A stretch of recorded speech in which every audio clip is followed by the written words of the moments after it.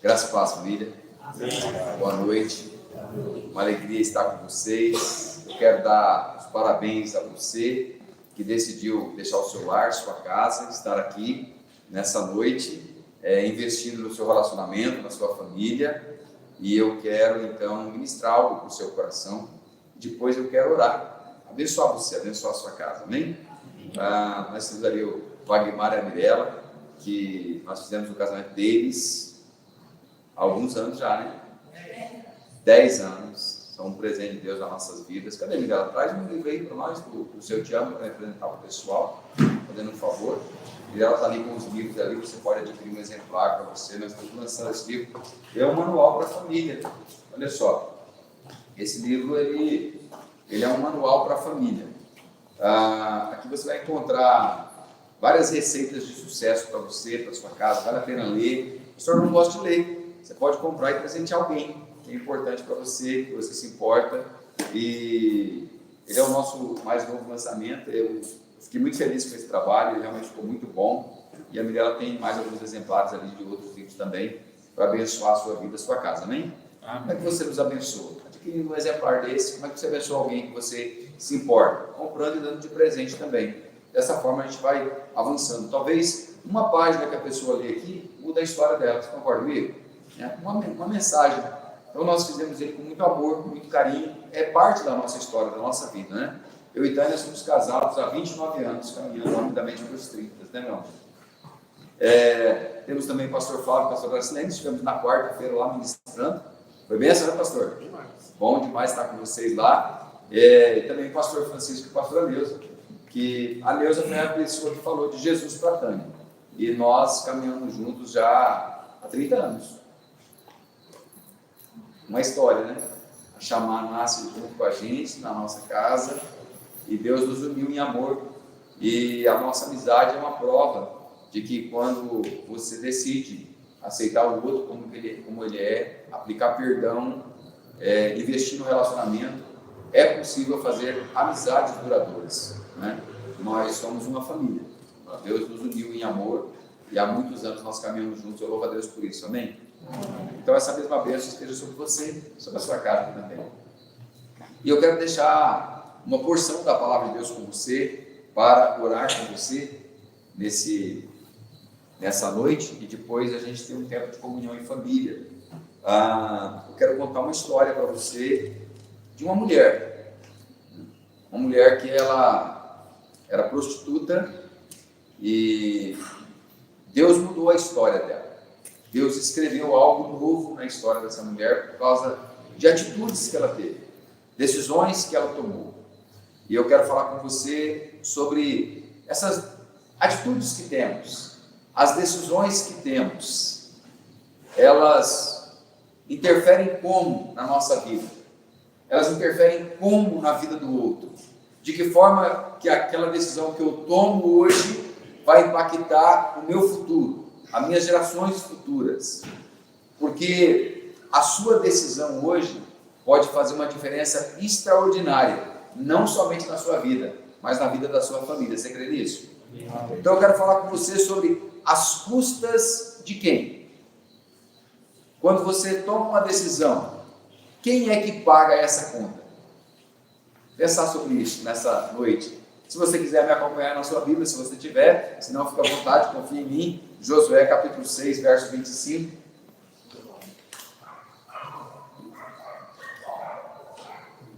Josué 6, 25, ele vai dizer assim, olha. Posso ler? Tudo bem? Vocês podem dar um sorriso para mim? Todo mundo muito sério. Nós somos família, né? Glória a Deus. Josué 6, 25 vai dizer assim: mas Josué conservou com vida a prostituta Raabe, a casa do seu pai e tudo o que ela possuía. E Raabe ficou morando no meio de Israel até o dia de hoje, porque escondeu os mensageiros que Josué tinha enviado para espiar Jericó. Naquele tempo, Josué fez o povo jurar e dizer: maldito diante do Senhor seja o homem que se levantar e reedificar esta cidade de Jericó. Com a perda do seu primogênito, lançará os seus alicerces, e à custa do filho mais novo, lhe colocará os portões. Amém? Pai, em nome de Jesus, nós te louvamos pela tua doce, bendita e preciosa palavra, que o Senhor fale nos nossos corações nessa noite, em nome de Jesus. Amém e amém. Essa é a história de Raabe. Cada um tem a sua história. Eu tenho a minha, a Tânia tem a dela, Chico tem a dele, a Neuza tem a dele, a Anne, o Michael. Cada pessoa tem a sua história. Você sabe da sua história, né? E algumas peculiaridades da sua história é só você e Deus. Você concorda comigo? Só você e Deus. Talvez nem o seu cônjuge sabe. Nesse caso aqui, Deus descortina a história. E Deus vai dizer que essa mulher específica, ela era uma prostituta. Mas a atitude dela salvou não somente ela, mas toda a sua família. Em 2018, eu e Tânia estivemos aqui nessa cidade, Jericó, lá em Israel. Essa cidade, o pessoal sai das montanhas e eles vão entrar agora na terra prometida, conforme a promessa de Deus, e a primeira cidade que eles vão encontrar é exatamente Jericó. As muralhas dessa cidade eram muito largas, a mais de 4 metros, possivelmente de um muro ou outro, aonde era possível, inclusive, construir casas. E a casa de Raabe era em cima dos muros de Jericó. E aí o texto vai dizer que Josué vai mandar 2 espias ir lá olhar essa cidade. E quando eles chegam lá, eles são descobertos. Essa mulher agora, ela tem que tomar uma atitude de esconder esses espias ou não. Se ela esconde eles, ela entrega o seu povo. Mas se ela decide salvar o seu povo, ela condenaria os espias. Agora, é interessante percebermos que o povo de Deus estava vindo, eles iriam conquistar, havia rumores naquela região a respeito do que eles estavam fazendo, de que Deus era com eles, e essa mulher decide então proteger os espias.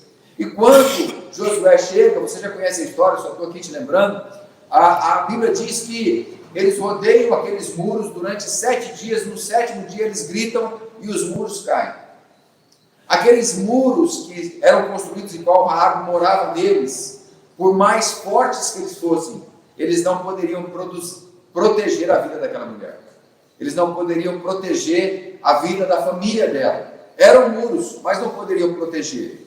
E Josué, após destruir esses muros e salvar a casa de Raabe, ele lança uma maldição. Ele vai dizer que maldito diante do Senhor seja o homem que reedificar esta cidade de Jericó. E ele estabelece, dizendo que à custa do primogênito, a pessoa começaria, e à custa do mais novo, a pessoa terminaria. Quando a gente casa, quantos aqui são casados, efetivamente? Casados, bacana. Quantos aqui ainda vão casar, tá? Não tá, vai casar. Então, 2 casais que vão casar. Então, é gente solteira ainda, a gente tem que falar com cuidado aqui nessa noite, né? Tem coisas que vocês ainda não podem ouvir, só daqui a alguns anos, né? Então, a gente vai falar com cuidado aqui. Olha só, quando a gente casa, é maravilhoso. A gente casa, é lindo. Por quê? Porque a gente está motivado, né? Tem muitos sonhos, tem muitos projetos, muitos desejos, muitas paixões. Mas os anos vão passando, o casamento vai acontecendo, aí os filhos vêm, junto com os filhos também vêm os boletos de gás, de energia, água, aluguel, prestação de casa, e carro, e moto, e emprego, desemprego, emprego de novo, dificuldade financeira, enfermidade, remédio, luta, cunhado, sogra, sogro, e a vida vai dando essa confusão. E a gente vai perdendo a velocidade da paixão. Aí um dia você acorda e olha para aquela relação, para aquele casamento, e você pensa, meu Deus, será que eu quero continuar nesse negócio? Será que eu acertei em tomar essa decisão? E tudo isso que o nosso coração começa a pensar e questionar diante de Deus são frutos das nossas decisões. Há pessoas lutando contra o legado que elas receberam. Por exemplo, talvez os seus avós separaram. Os seus pais separaram e você está pensando assim: eu também estou pronto para separar. Ou talvez os seus pais separaram, você separou, e você está olhando para o teu filho e falando assim: eles vão separar também. Você conhece essa história? O avô fumava, o pai fumava, o filho fuma. O avô bebia, os pais bebem, os filhos vão fazer o quê? Beber também. É o legado que a gente percebe. Agora, esse momento na vida de Josué, conquistando a terra prometida, que a gente vai perceber, há esses dois personagens, que é um dualismo na nossa vida. São as nossas escolhas de vida. Uma pessoa, Raabe, que tem uma bênção sobre a vida dela, mas também uma outra pessoa que Josué nem sabe quem seria, num futuro que ele está dizendo: se essa pessoa se levantar para reconstruir, vai haver uma maldição na vida dela. Ele libera uma palavra de maldição, e essa maldição, ela vai se cumprir 500 anos depois. Não foi 10 dias, não foi um mês, não foi 50 anos, foram 500 anos depois. Um homem que conhecia a história, que sabia de ouvir falar, ele decide colocar aquilo à prova, tomar essa decisão. Olha, em 1 Reis 16:34, está escrito assim: em seus dias, Riel, o betelita, edificou Jericó. Quando ele lançou os alicerces da cidade, morreu Abirão, seu filho primogênito. E quando colocou os portões, morreu Segube, o seu filho mais novo, segundo a palavra do Senhor, anunciada por meio de Josué, filho de Nun. 500 anos depois, esse homem toma uma decisão que compromete a sua família, por causa de uma maldição. Agora, como é que isso acontece, queridos? Riel, ele desconsiderou a palavra de Deus. Isso mostra que desobediência consciente pode trazer consequências trágicas, mesmo o tempo, ou mesmo muito tempo depois da profecia original. Talvez você esteja vivendo no teu lar algumas situações, porque elas estão em desacordo com a palavra de Deus. Deus liberou uma palavra de bênção e uma palavra de maldição. Mas você não conhece, não sabe, nunca estudou a Bíblia, nunca leu, ninguém pregou, ninguém falou, e você olha para a tua casa e fala: meu Deus, por que o meu lar é assim? Por que tem essas coisas que acontecem na minha casa? Por que tem quebra financeira, falência? Por que tem mentira, tem engano, tem separação, desânimo, vícios, loucuras? Dizem, por quê? Porque talvez esteja em desacordo com a palavra de Deus, e a gente não para conferir.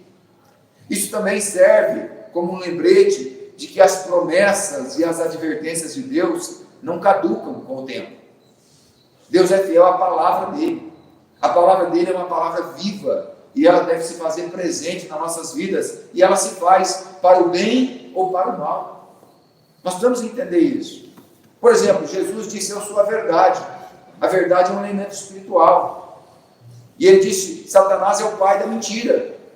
Então, se há mentira na tua casa, há demônios. Por quê? Porque Jesus disse que a mentira é um elemento espiritual, e Satanás é o pai dela. A nossa casa precisa ter a verdade estabelecida, e a verdade é Jesus. Amém, igreja? Amém. Agora, o que pode estabelecer a maldição ou a bênção na vida de uma família? Pensa comigo assim: pastor, o que pode estabelecer a bênção ou a maldição na minha casa, na minha família?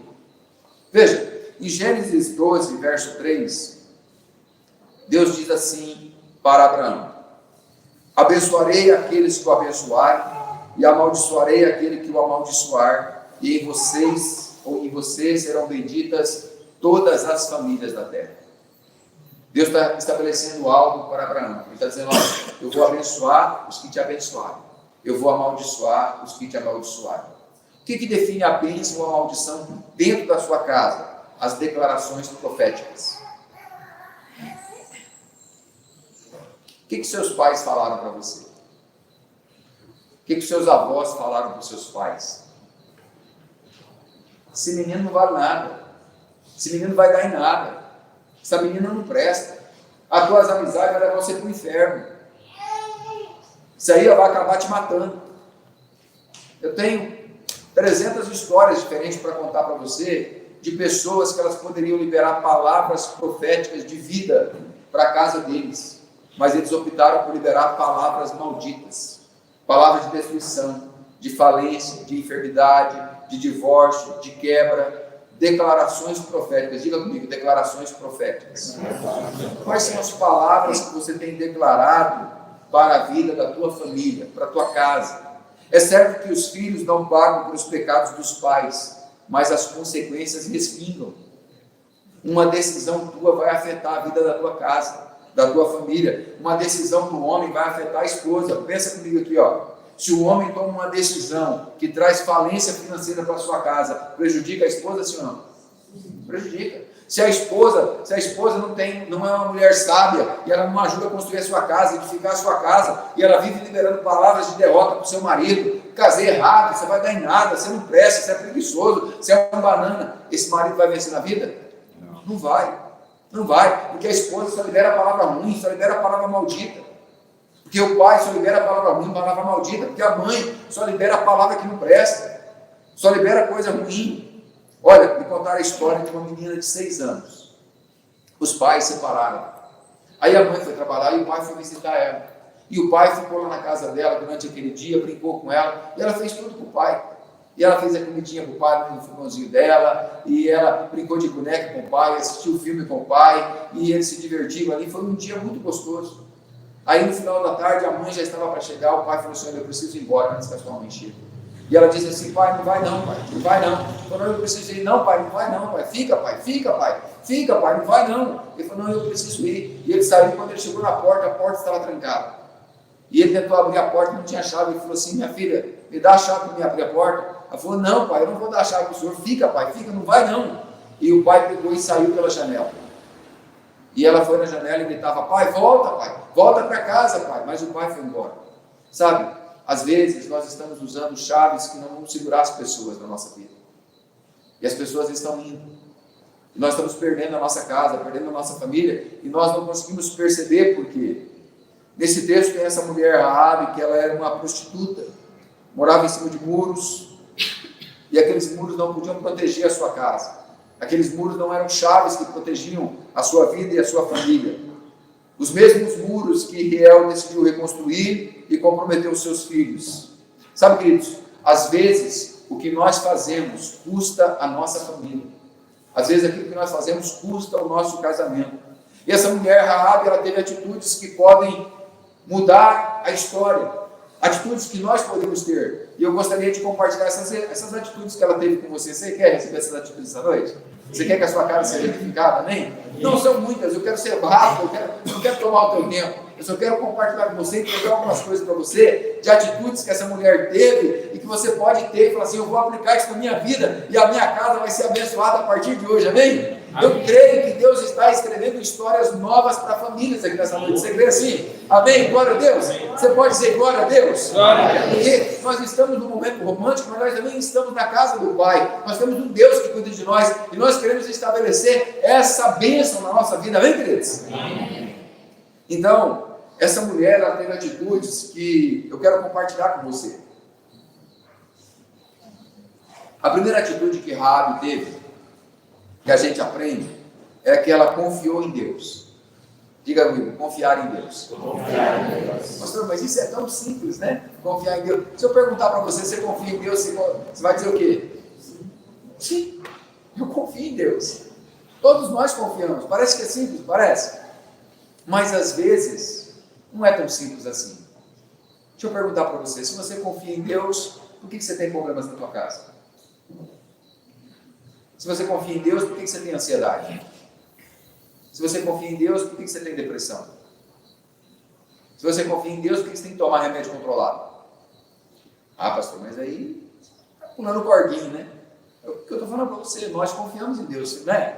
Mas a gente tem algumas coisas que a gente quer resolver com a nossa força do braço.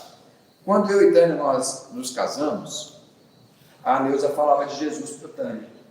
E foi uma decisão dela. nós fomos para a igreja batista, nós sempre fomos batistas. E o lar dos meus sogros, dos pais dela, era totalmente destruído. Totalmente destruído. Não estou aqui expondo os pais dela, né? Contando a história, o fato, né? E o meu sogro, ele bebia, o meu sogro, ele fumava, e o meu sogro teve uma queda moral. E a queda moral que ele teve fez com que ele perdesse a autoridade moral dentro de casa. Ele não tinha mais voz dentro de casa. Ele anulou-se como homem dentro da família. Ele não assumiu mais o seu papel. Ele deixou de sentar na cadeira de sacerdote do lar, de homem do lar, de provedor do lar. Ele trabalhava, se levantava cedo, corria de um lado para o outro, inteligentíssimo, mas era um homem calado dentro da sua casa. Era um homem que ele chegava em casa, ele ia para a frente da televisão, ele saía da frente da televisão, quando ele ouvia assim, ó, o almoço está pronto. Ele sentava à mesa, almoçava, colocava o prato na pia, voltava para a frente da televisão, ia para o quarto, dormia, no outro dia levantava para trabalhar. Ele era um homem que não tinha expectativa, que não tinha sonhos, e não havia Deus dentro da casa deles. E meu sogro e minha sogra, ao olharem para mim e para a Tânia, eles decidiram confiar no Deus que nós decidimos servir. Eles escolheram isso. E a gente olha para a Raabe e a gente vai perceber que, como o meu sogro e a minha sogra, essa mulher aprendeu a confiar em Deus. Mas como que a gente aprende a confiar em Deus, pastor? Ela ouviu falar de Deus. Em Josué, no capítulo 2, no verso 8, está escrito assim: antes que os espias se deitassem, Raabe foi aonde eles estavam, no terraço, e lhes disse: eu bem sei que o Senhor deu esta terra a vocês, e que o pavor que vocês estão causando caiu sobre nós, e que todos os moradores da terra estão se derretendo de medo, porque ouvimos que o Senhor secou as águas do Mar Vermelho diante de vocês quando saíram do Egito, e também ouvimos o que vocês fizeram com os 2 reis dos amorreus, Sihon e Og, que estavam do outro lado do Jordão, ao qual vocês destruíram. Ela só confiou no Deus deles porque ela ouviu falar de Deus. É esse Deus que eu estou falando para você aqui agora. E quando ela ouviu falar desse Deus, o que se apoderou dela foi um sentimento de impotência. Ela disse: eu não vou conseguir salvar a minha família com a força do meu braço. Eu não vou conseguir salvar a minha família com a minha profissão. Eu não vou conseguir salvar a minha família se eu decidir me calar, se eu decidir não tomar uma decisão. Ao ouvir falar de Deus e confiar nele, a fé despertou, porque ela descobriu que não tem como resistir a Deus. Quando Deus chega, não tem como você resistir a Ele. Quando Deus chega na tua casa, ou você se entrega a Ele, ou você vai passar a viver uma vida de lutas contra Ele. Não tem como ficar resistindo. Que você possa olhar à sua volta e perceber que não tem como resistir ao que Deus quer fazer na sua família, amém? Amém. Diga assim: Deus quer salvar, Deus quer salvar a minha família. A minha família. Glória a Deus por isso. Amém. Você pode confiar em Deus por isso? Amém? Amém. A segunda atitude que essa mulher teve, que eu aprendo, ela teve decisões abençoadoras. Como é que é isso, pastor? Em Josué 2,14 está escrito assim: então os homens lhe disseram: a nossa vida responderá pela de vocês, se vocês não denunciarem esta nossa missão. E quando o Senhor nos der esta terra, usaremos de bondade e de fidelidade para com você. A palavra bondade aqui, ela dá o sentido de proteção, de cuidado. Eu me lembro que quando Tânia engravidou, o pai da Tânia fumava, ele decidiu parar de fumar. Ele já tinha decidido parar de beber, e agora ele decide parar de fumar. E aí ele disse para a Tânia assim, ela perguntou: pai, por que o senhor parou de fumar? Ele disse: porque eu quero ver o meu neto crescer. Uma decisão abençoadora. Uma decisão que muda a história. Raabe, eu tenho certeza que ela enfrentou alguns dilemas. Aqueles espias estavam chegando na casa dela. ela não os conhecia, ela ouviu falar. Talvez no coração dela ela pensasse assim, eu deixo entrar ou não? Aí deixa eu perguntar uma coisa para você. Quem é que você tem deixado entrar na sua casa? Quem entra na sua casa através da sua televisão? Quem entra na sua casa através do seu computador? Quem entra na sua casa através do seu celular? Quem é que tem entrado na sua casa? Porque aquilo que você decide entrar na sua casa define se a sua casa vai ser abençoada ou amaldiçoada. Aquela mulher decidiu deixar aqueles homens entrar. Sabe, as redes sociais, elas vão trazendo maldição para dentro das nossas casas. Quando você assiste, por exemplo, um filme de terror, quando você assiste um filme de terror, você abre portas para ações demoníacas dentro da sua casa. Olha que coisa mais terrível. E muitas vezes o casal está envolvido com pornografia, está envolvido com situações, permite a mentira entrar dentro da sua casa, permite as brigas entrar dentro da sua casa. Quer ver algo que a gente permite entrar dentro da nossa casa e que traz maldição e a gente não percebe? Palavras. Quais são as palavras que você tem liberado dentro da sua casa? Provérbios 15, 23 diz assim, que alegria é ter a resposta adequada, e como é boa a palavra dita na hora certa. Que alegria é ter a resposta adequada. Aí às vezes você vai responder para o outro, você responde gritando, você responde de forma mal educada, de forma grosseira, você responde gritando, você responde palavrão, você libera palavrão de ofensa, libera palavrão que magoa, libera palavrão destruidor, você libera palavras dentro da sua casa que trazem maldição. Veja, você casa com uma pessoa, você pega uma princesa de Jesus, filha de alguém, e depois de alguns anos de casado, você acha que você tem o direito de liberar palavras que destrói, que ofende? Um vaso de porcelana? A Bíblia diz que a mulher é o vaso frágil e que o homem tem que cuidar dela dessa forma. Aí eu vou liberar palavras agressivas, eu vou liberar palavras mal educadas, palavrões. Como que isso vai afetar o meu lar? Raniel, ele era menino novo e ele foi na casa de um amiguinho. E aí, de repente, a mãe do menino liga para a Tânia, desesperada, porque não sabia o que ia fazer com o Raniel, porque o Raniel só chorava. E aí a gente foi lá para pegar o Raniel, buscar ele. O que aconteceu? Na nossa casa nunca teve grito. Eu nunca ergui a voz para a Tânia. Pelo contrário, na casa a gente fala bem baixinho. Estou falando alto aqui, mas na casa a gente fala bem baixinho. Eu nunca ergui a voz para a Tânia. Tânia nunca ergueu a voz para mim. Nós nunca gritamos um com o outro. Nunca teve uma palavra de ofensa, de agressão. Nunca. 30 anos de casado. Zero. Só palavra que edifica. Eu acredito em você, eu confio em você, você está linda. Parabéns, meu amor, vamos juntos. Você vai conseguir, vai dar certo. Nós decidimos isso. Aí ele foi na casa do amiguinho, chegou na casa do amiguinho, os pais começaram a brigar. E gritar, um na frente do outro. Aí o Raniel não sabia o que era aquilo. Ele entrou em pânico. Porque ele não entendia aquilo. Deu um choque no menino. As influências na sua vida. A Bíblia diz que as más conversações corrompem os bons costumes. Quais são as pessoas que entram na sua vida? Quais as pessoas que você tem permitido? Veja, queridos, olha, com todo o respeito do mundo, você pode ser amigo de quem você quiser, amém? Mas o melhor amigo do homem é a esposa dele. A melhor amiga da mulher é o marido dela. Aí você tem amigas que te levam para lugares, aí você tem amigos que te levam para lugares, e o teu cônjuge fica sozinho. Eu não consigo fazer as coisas sem a Tânia. Mas você vai dizer, vamos lá comigo? E eu falo, mas e a Tânia pode ir? Não, é só coisa de homem. Eu já fico meio preocupado.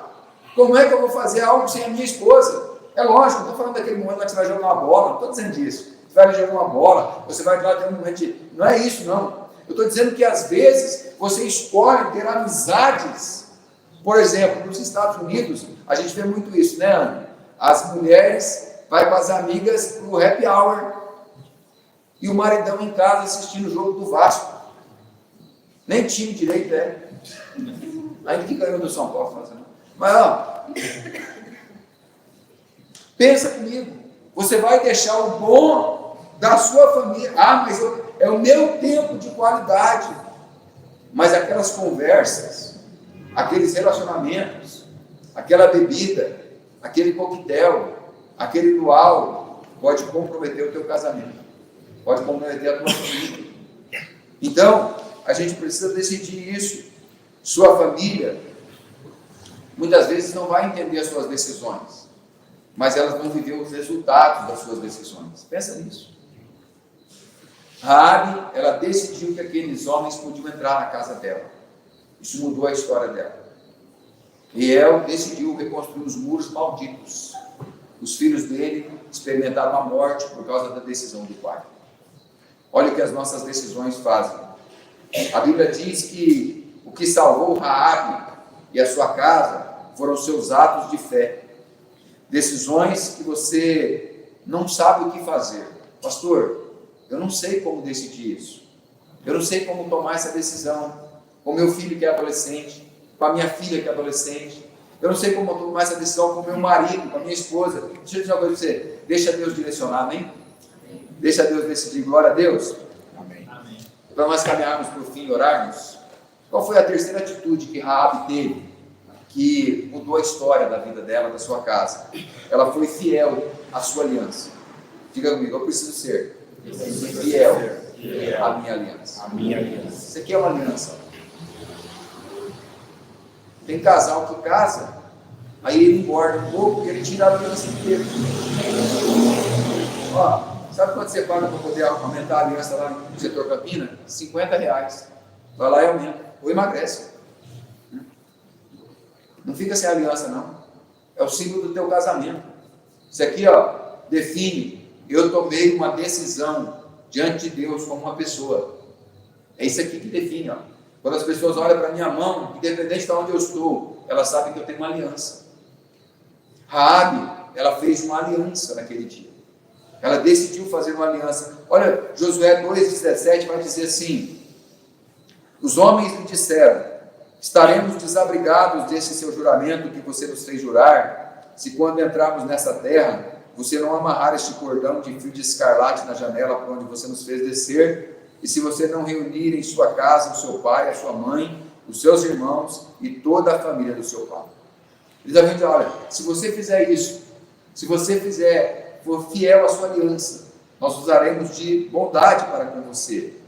Se você faz uma aliança, defenda essa aliança. Você quer fazer as coisas do seu jeito ou do jeito de Deus? Do jeito de Deus? Nessa palavra aqui, foi envolvido um cordão escarlate. Eles disseram, olha, você vai colocar um cordão escarlate, um fio escarlate. É interessante que os historiadores contam, bom, com todo respeito a todo mundo aqui, ó, mas quando você passa numa frente de uma boate, qual é a luz que está acesa lá? Qual é a cor? Pode falar, gente, sem medo. Vermelho. Casa da luz vermelha. Sabe por quê? Os historiadores contam que esse fio escarlate aqui definia aquela casa é a casa da prostituta. É o lugar do prostíbulo. Era a definição. Foi com essa definição que ela fez uma aliança com Deus. Porque Deus não está interessado no seu passado, mas Ele quer escrever um futuro. Amém. E ela tomou essa decisão. Esse fio escarlate também representa o sangue de Jesus. E o sangue de Jesus purifica de todo pecado, amém? Então talvez você tenha errado para trás. Talvez você tenha cometido decisões que comprometeram a sua família. Talvez você tomou decisões que comprometeram o seu casamento. Talvez você tomou decisões que ninguém sabe. Só você e Deus sabe. Mas Deus é poderoso para perdoar. Porque não dá para ficar andando com o pecado da culpa. Não dá para ficar andando com a vergonha, com o medo. Então, quando os pais da Tânia viram esse Deus em nós, eles decidiram confiar nesse Deus que nós servimos. E eles viram Deus mudar a nossa história. E aí um dia eu estou pregando uma palavra, numa igreja nossa, e o meu sogro está sentado na frente. E eu contei parte do meu testemunho de antes de eu conhecer a Tânia. Eu estava numa danceteria. Como é que chama esse negócio de danceteria hoje? Eu nem sei mais como é que chama mais. Na época era discoteca. O que é hoje? Boate, palavra, rave, o que é? Ninguém sabe o nome desse trem, nós estamos atualizados, hein, gente? Nós está lascado, pode? Eu estava lá num negócio desse. Ó, é droga, bebida, cigarro, e música alta, e gente quanto é tipo. Estava lá. Estou encostado no banco, assim, no balcão. Tomando a cerveja, o cigarro na mão. Aí eu ouvi uma voz assim, ó, você não pode servir a 2 senhores. Eu fiz assim. Dei um gole na cerveja. Olha, coisa da minha cabeça. Dei um gole na cerveja, fiquei lá, é música alta, tocando músicas. Falou, não, você não pode servir a 2 senhores. Falei assim, eu já sei quem eu estou ouvindo. Joguei a cerveja fora, saí dali, eu fumava fazia 7 anos, 2 carteiras de cigarro por dia. Eu aprendi a fumar com meu pai. Saí dali, tive uma experiência com Deus, numa noite, parei de fumar para nunca mais beber, nunca mais drogas, nunca mais cigarro. Conheci Tânia. Tânia falou assim, se você fumasse, você teria 0 chance comigo. Deus tirou os vícios de mim meses antes de eu conhecer ela. E aí eu estou contando esse testemunho. Meu sogro sentado ali. Terminou ali os dias com a gente, ele foi embora para Rondônia. Chegou em Rondônia, ele ligou para ela. Falou, ó, tem uma novidade para você. O que foi? Aceitei Jesus como Senhor da minha vida. Ela falou assim, sério, pai? Como que foi isso? Ele falou, o Edson estava pregando. E ele disse assim, ó, você não pode servir a 2 senhores. Porque eu pensei assim, se eu não estou servindo a Deus nesse lugar, eu estou servindo a quem? E ele saiu dali para servir a Deus. Deus restaurou o casamento deles. Deus reconciliou a família. Deus restaurou o lar. Eles foram para Batista, foram batizados, primeiro minha sogra, depois meu sogro foram para Batista, eram diáconos da igreja. E depois que está tudo estruturado, tudo organizado, eles andando de mão dadas, ele com a autoridade dentro do lar novamente, ela cuidando dele como esposa, família abençoada, Deus recolheu eles no acidente de carro. Porque Deus tem os meios dele. Quando as pessoas olham para o Deus que nós servimos, e elas ouvem falar desse Deus, e elas decidem confiar nesse Deus, e elas liberam palavras proféticas que mudam a história, toda a casa vai sendo abençoada. Toda a casa vai sendo transformada. Sabe? O seu passado identifica o que Deus quer fazer no seu futuro. Deus pode mudar a sua história. A última atitude que eu aprendo dessa mulher de Raabe é que ela decidiu, ela escolheu fazer parte do povo de Deus. Ela podia ter escolhido denunciar os espias e ficar com o povo dela, mas ela escolheu fazer parte do povo de Deus. E o texto lá em Mateus 1,5, genealogia de Jesus Cristo, anos, centenas de anos depois, diz assim, Salmão gerou Boaz, cuja mãe foi Raabe. Boaz gerou Obed, cuja mãe foi Ruth, e Obed gerou Jessé, e Jessé gerou o rei Davi, do qual descende o nosso Senhor Jesus. Essa mulher entrou na linhagem do Senhor Jesus, por causa de uma decisão pessoal dela. E isso muda toda a história. Aqueles 2 espias que ela escolheu proteger, esconder dentro da sua casa, um deles foi o príncipe de Israel, que se tornou o marido dela. A decisão dela mudou a história. Jesus em nosso lar. Pode ser que as coisas não sejam fáceis, mas nós também podemos experimentar o extraordinário, amém? Você recebe essa palavra para a tua vida? Amém. Eu sei que eu falei demais, obrigado por me ouvir, mas eu quero fazer 3 orações com você, se você me permitir. Nós estamos aqui em vários pastores, então eu quero aproveitar os pastores que estão aqui, para nós abençoarmos a sua casa, amém? Então nós queremos orar, a Tânia vai orar, e nós vamos liberar palavras proféticas sobre a sua casa, e você vai liberar a palavra profética sobre a sua família também, sobre o seu cônjuge. Nós queremos orar primeiro pelas suas decisões, que as suas decisões a partir de hoje sejam decisões em Cristo Jesus, amém? Amém. A segunda oração que nós queremos fazer é pela sua aliança, amém? Que você seja fiel à sua aliança, amém?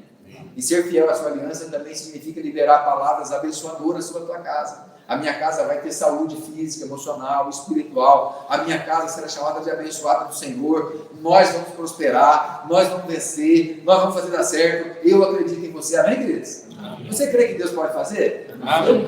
Eu creio. Se Deus nos reuniu aqui nessa noite é porque Ele quer fazer, amém? Amém. E a terceira oração que eu quero fazer é para que Deus seja sempre no seu lar. Amém?